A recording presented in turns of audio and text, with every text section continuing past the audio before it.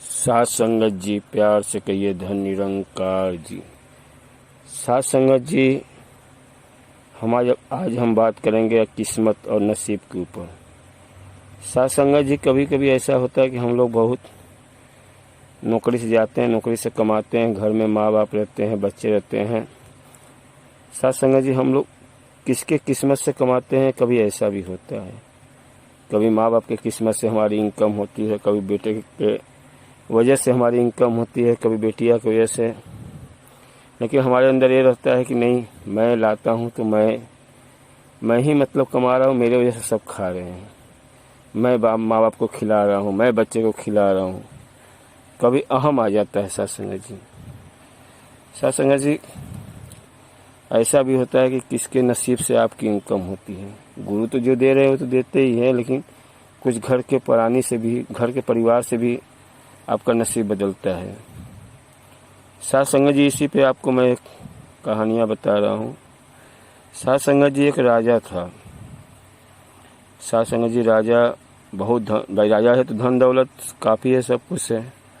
उसको 4 लड़कियाँ थी। राजा को 4 लड़कियाँ थी। चारों को अच्छा खासा पढ़ाया लिखाया, बड़ा किया। चारों बड़ी हो गई तो राजा को इतना अहम हो गया कि मैंने लड़कियों को पढ़ा लिखा के बड़ा किया, सब कुछ मैंने ही किया हूँ।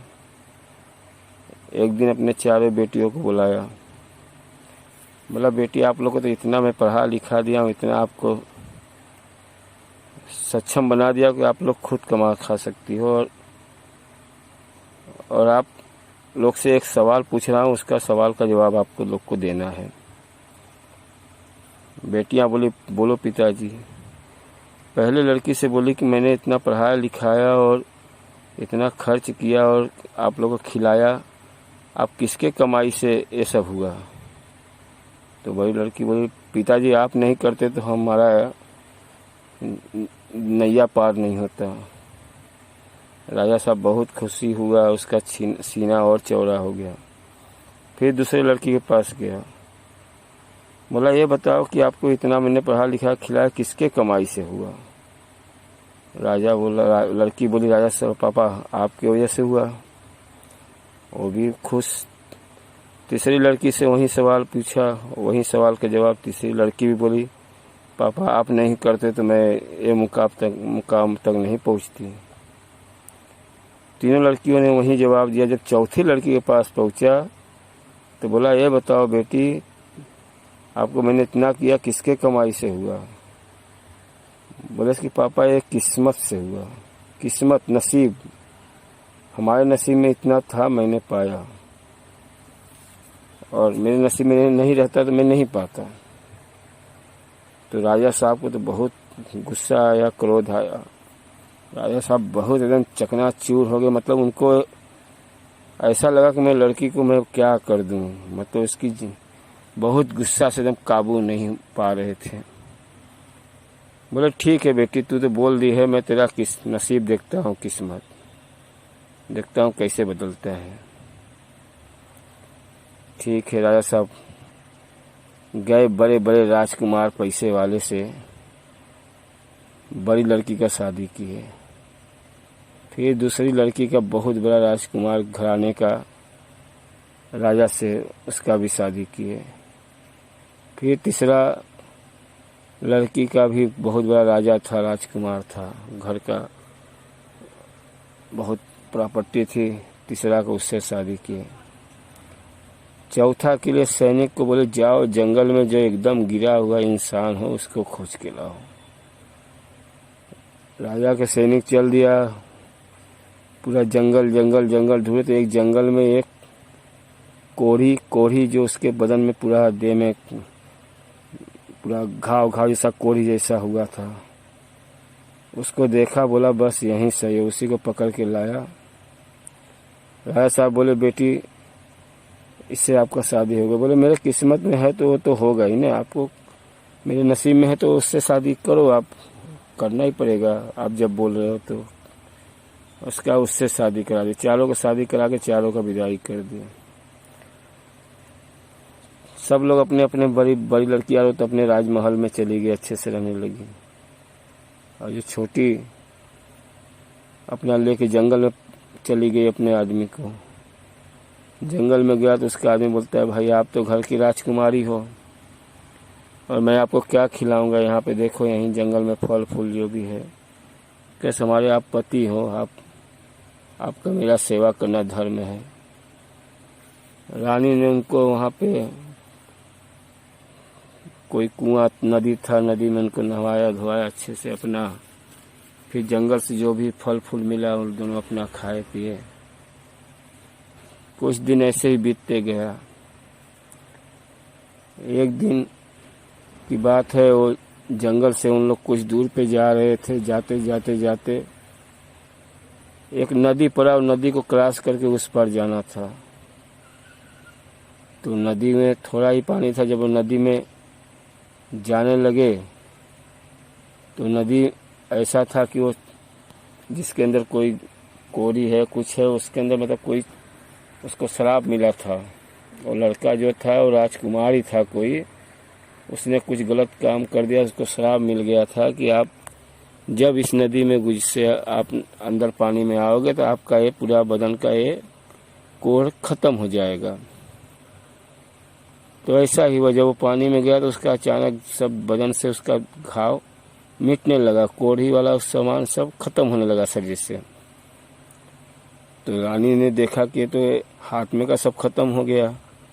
तो रानी ने बोला, देखो ये पानी में कोई जादुई है, ये पानी में आप डुबकी लगाओ, आपका पूरे शरीर का चेहरे का भी दाग सब खत्म हो जाएगा।